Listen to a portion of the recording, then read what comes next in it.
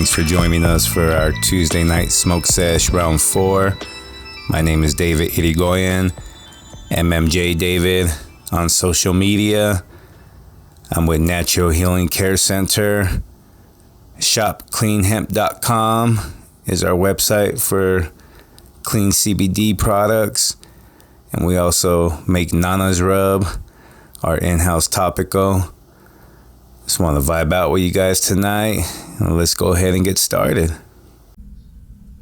Sorry about that. I had to get recording on my other device too. I didn't realize I hadn't hit record yet. So, yeah, as I was saying, cannabis is recognized as medicine. Up until 1942, from 1850, it was in the U.S. Pharmacopoeia as medication. It wasn't until after that it was prohibited and scheduled as a Schedule 1 narcotic, which means it has no medicinal properties and highly likely to be abused. So, sorry, we all know that. Yeah, it can be abused a little bit, but it does have properties, medicinal properties. Sorry about that. Smoking some Halo bud, by the way. Halo down in Tucson provided us with, I don't even know the name of this. It's got some weird, interesting name, Badu Bach or something, but pretty good stuff. Let's see, I see got some people on Facebook. Want to say hi to everyone. See if I can go ahead and see who's here. We got a little bit of delay, so bear with me. And it won't let me see anyone, but thank you for joining if you're here. Especially Ariana. I told her I'll give her a special shout out. But yeah, Dr. Johnson was talking about how cannabis is medicine, and we do firmly believe that. We've seen patients get off of prescription medication with this plant. Not only that, we've seen people benefit from seizures with this plant. We've seen people with ADHD benefit from this plant, anxiety, schizophrenia. Like I said before in the last episode, we see patients come in and helps calm them down, helps them be not so highly emotional with their own words. You've seen how people with bipolarism, PTSD is a huge condition that this plant helps with. You know, any kind of traumatic disorder. We used to rent one of our rooms out to MAD, Mothers Against Drunk Driving. They rented our study room or waiting room, we called it. They had a study room for it, but they would meet and go over their traumatic experiences and what was going on in their lives. And I was kind of hesitant at first because I didn't know if they were going to be okay with what we did with cannabis, but apparently they said that it was a tool that a lot of the surviving mothers and surviving victims used to cope with their trauma. So cannabis is recognized by other agencies and organizations as well, not only as something that benefits, but as medicine. And we're going to touch more into that a little bit later. And as I was mentioning about the endocannabinoid system, you know, we have CB1, CB2 receptors. We also have other receptors within our immune system. But like I said, I'm not going to get fully into that. But I'm going to show you guys something right here, because this is important.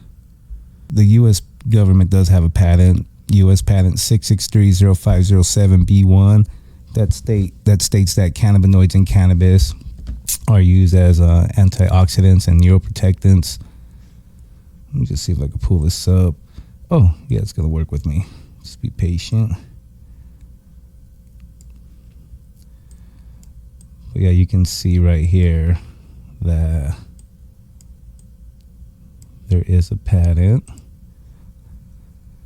Right there, it states cannabinoids as antioxidants and neuroprotectants. So you can go just Google this, U.S. patent US 663-0507B1, and it will show you the patent, the actual patent.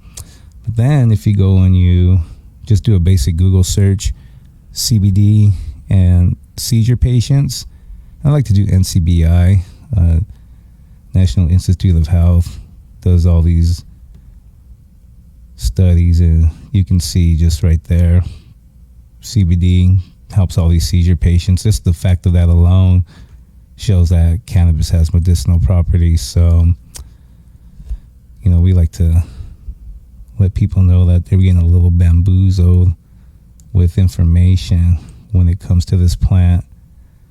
So we don't want people to be afraid of it or have any misinformation. We just want them to get accurate information and have safe approach to it. I've seen patients come in that have had a variety of symptoms, not only the ones I mentioned before, but cachexia was a big one that I never even knew about. Wasting syndrome, I had no idea what that was. I didn't know people had it. I knew there was so-called eating disorders, but I never knew about an actual diagnosis for a symptom that would cause weight loss like that. So we had someone come in that was just deteriorating skin and bone, no appetite for years. She ended up getting introduced to some lollipops that this company had. Ate one of those lollipops, and she says shortly later she found herself in the drive-thru at a fast food place ordering something off the menu that she would never order just because she had a craving. So I saw it induce appetite right there for someone that had no appetite for years, no cravings, and was able to actually start putting on some weight with cannabis. We hear the cliche, the munchies, I don't want to eat this, I don't want to eat that. So it does have that response for some people. There are other people that actually it is an appetite suppressant. It will limit their hunger and they can go all day without eating. It's even happened to me before. I don't know the science behind it, but I know that there's been studies done in other countries that they've tried to isolate cannabinoids that may induce weight loss and synthesize those and keep them separate so they wouldn't have any THC or CBD with them. And that those studies and those substances ended up causing severe depression and suicidal ideations because the euphoria and anxiety relief you get from CBD and THC was missing. So it threw off the whole structure of the plant. That's why we recommend using full spectrum products. Full spectrum material will give you the ultimate relief rather than isolating a cannabinoid like these isolate CBDs and isolate THCs, or they reintroduce isolates to try to make broad and full spectrums. They're not authentic. Those aren't going to give you the ultimate relief. And as Dr. Johnson mentioned last week in episode 3 of Tuesday Night Smoke Sesh, these high THC levels, they're throwing everything off too. People shouldn't be taking 24, 26, 28, 30% THC. It's just ridiculous. I'm guilty of it too. I noticed different results with the higher THC strains. I usually get a little more lethargic. So I try to find things that are not overly scaled. So if it's high THC and low CBD, I generally stay away from it. I try to find a hybrid. And I know right now everything's pretty much a hybrid. So it's hard to find a true indica or true sativa nowadays. About 10, 12 years ago, that wasn't the case. But nowadays, everything's pretty much a hybrid. Everything's been crossbred and reintroduced and just GMO'd. It's all been GMO'd. Oh, my blood keeps going out. Let me go ahead and pass this to my brother too, aka semi-producer. more like a motivator. I'll give a shout out to my homie Gabriel Figueroa too. He's going through a little bit of a medical journey, but I do know that he's going to pull through it. He's a tough guy, but prayers to my homie Gabe Figueroa. Just shout out to that dude.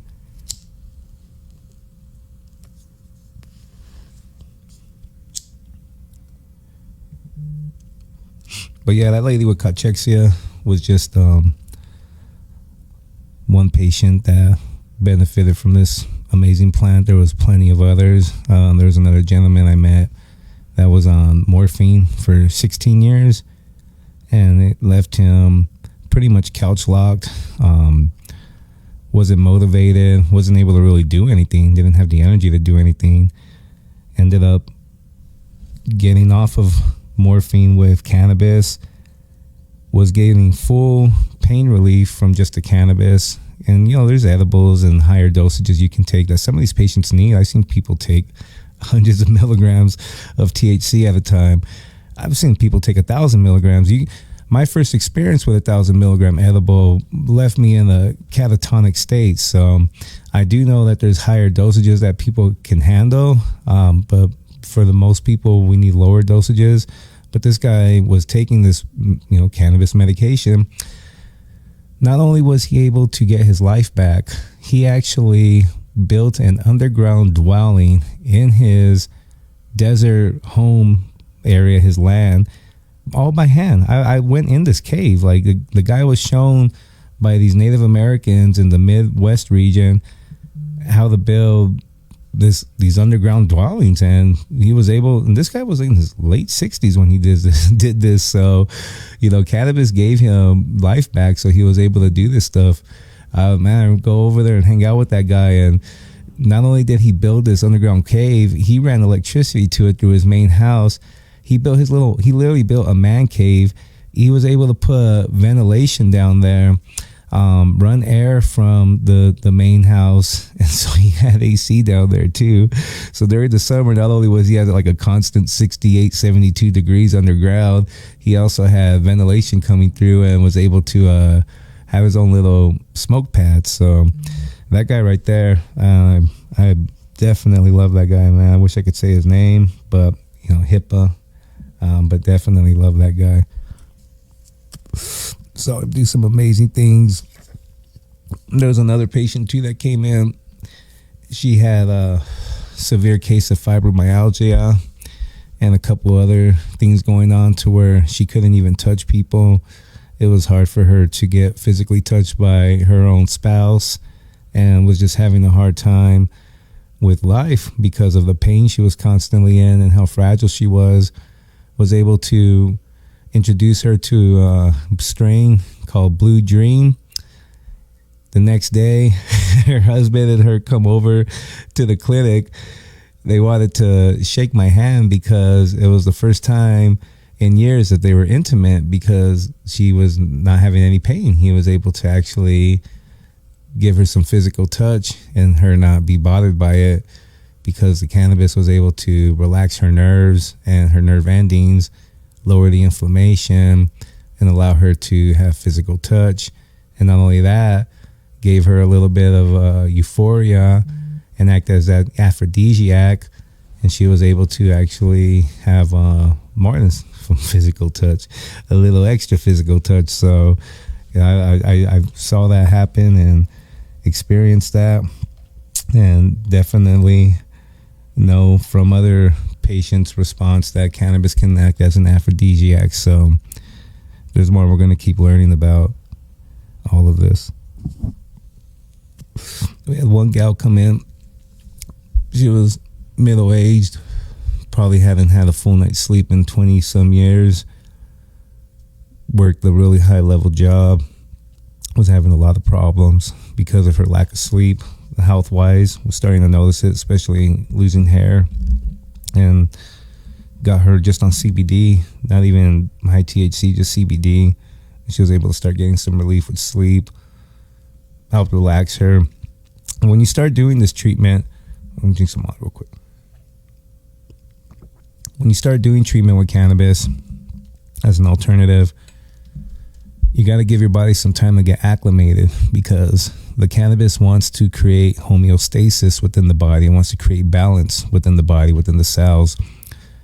When that happens, you need some time, because especially someone that hasn't had a lot of sleep in a while, their body's going to go through some shifts, and you want to be able to give yourself some time to work through those shifts, that shifting, and be able to get on your circadian rhythm and actually start getting the sleep and energy you get naturally. And the only way to do that is by giving the cannabis some time. Eventually you could work off of it. And I've seen patients do that all the time. Not every patient will use cannabis indefinitely. Some people use it as needed. Some people use it when things come up. Some people use it regularly, like myself, but not everyone uses it all the time. I've even met patients that have used it for 60 plus years. They get into their 80s and all of a sudden they pull away from it. They don't need it anymore. So it is a medication, and there's times when your body tells you that it needs it more, and there's times when your body says it needs it less. Anyone saying that people use it recreationally, I feel that they're just doing it medicinally, self-medicating in different ways. It's just not diagnosed. It could be from anxiety, anger, frustration, anything. So, there's definitely medicinal relief these people are getting with recreational use as well.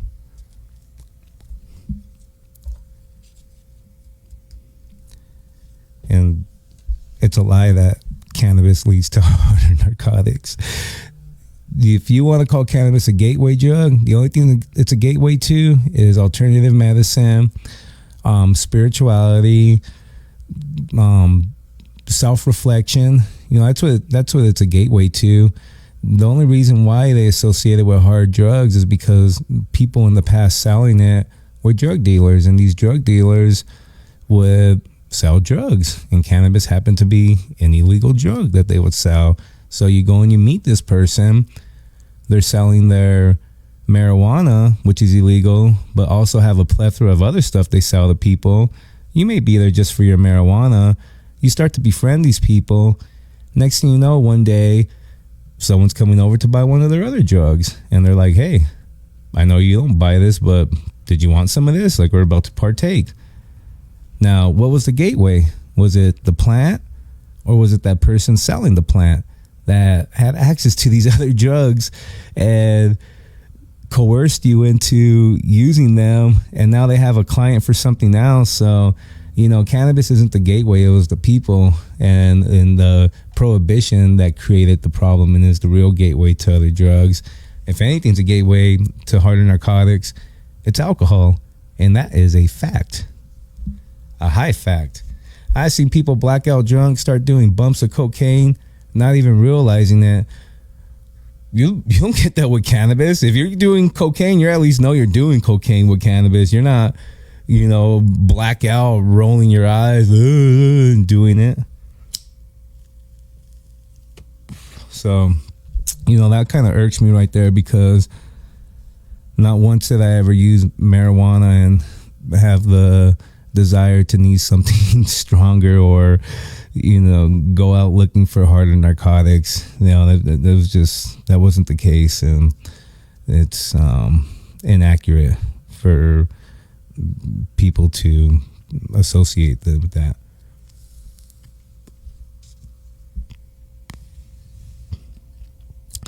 Looks like we're coming up to the end too. Man, time flies. But yeah, I just wanted to share a little bit more about what we've seen cannabis help people with. There's more stories, especially with fibromyalgia, like I said, PTSD, bipolarism. I can talk more about different cases and different results people have had with those, depression, but I don't want to become redundant and repetitive with this stuff. Next week, we'll have some more topics to talk about. We'll start having some more guests on. As we get more equipment, it'll be easier to have people in office or studio, I guess we could call it now. So we'll start doing that more. I want to share that message again with my younger friends, and even my current age and older friends, they know too. Preventative care is the most effective way to assure you're going to have longevity. You do that with nutrition, herbs, plants. It's hard to do that with pills and supplements and all those things, because even though they may be helping symptomatically relieve things or reduce processes, they still have to get past through your liver and bypass through your liver and go through your adrenal system.